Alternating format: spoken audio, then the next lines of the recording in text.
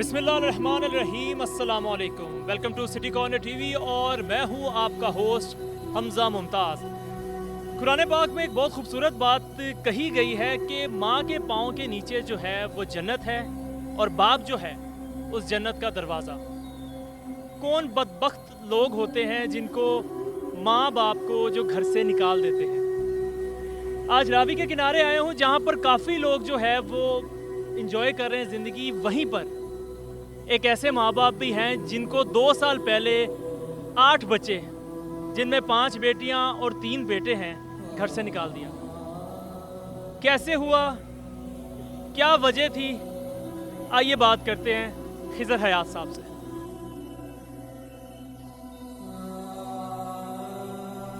अस्सलाम वालेकुम। वालेकुम अस्सलाम। कैसे हैं सर आप? शुक्र है अल्लाह का। बच्चे कितने हैं आपके? यानी कि 8 बच्चे हैं माशाल्लाह हैं। कहाँ पर हैं वो लोग इस वक्त? 5 बेटी हैं, वो अपने अपने घर पे हैं। 3 बेटे हैं, 2 बेटे जो उनकी शादी की हुई है वो अपने ससुराल में रहते हैं। जब ये मेरी टांग खराब हुई वो अपने ससुराल में चले गए। बच्चियों की शादी की वो तो अपने अपने घर चली गई।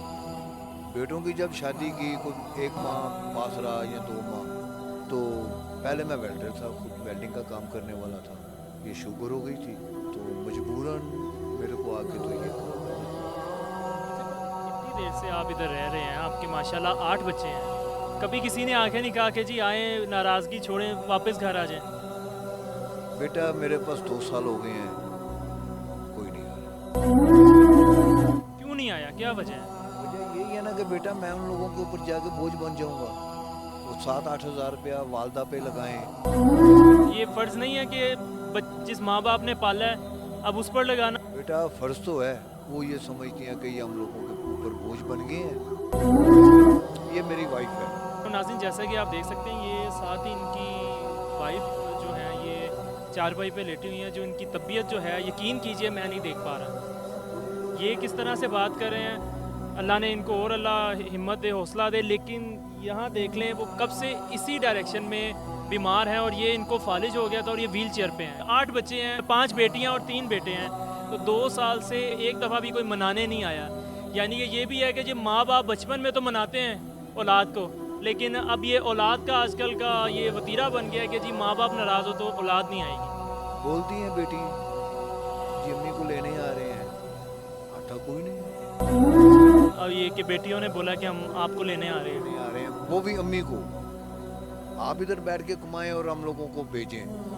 4 माह में रह के आया हूँ अपनी बेटी के पास जब ये मेरी टांग कटी है।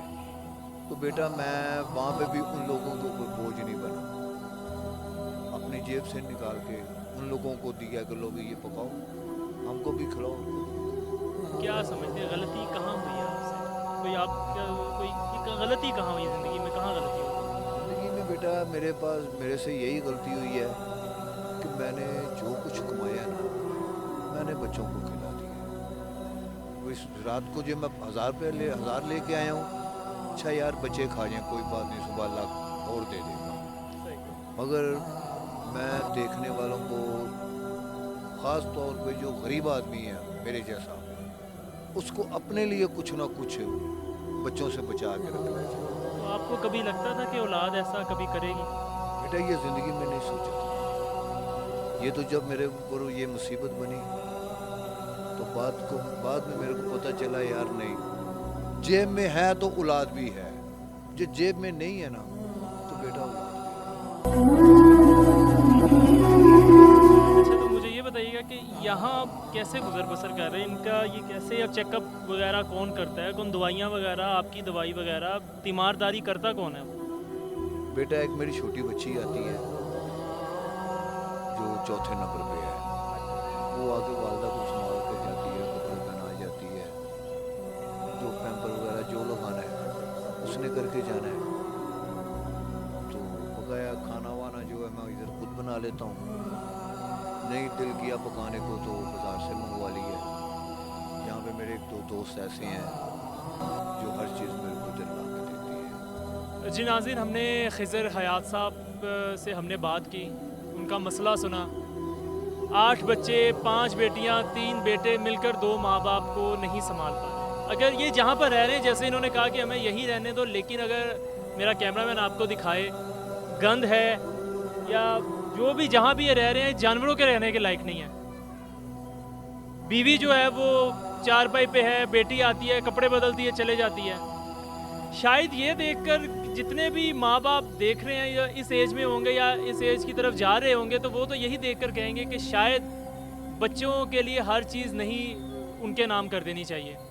इसी के साथ अपने मेज़बान हमज़ा मुमताज़ को इजाज़त दीजिए। अल्लाह हाफ़िज़ व नासिर।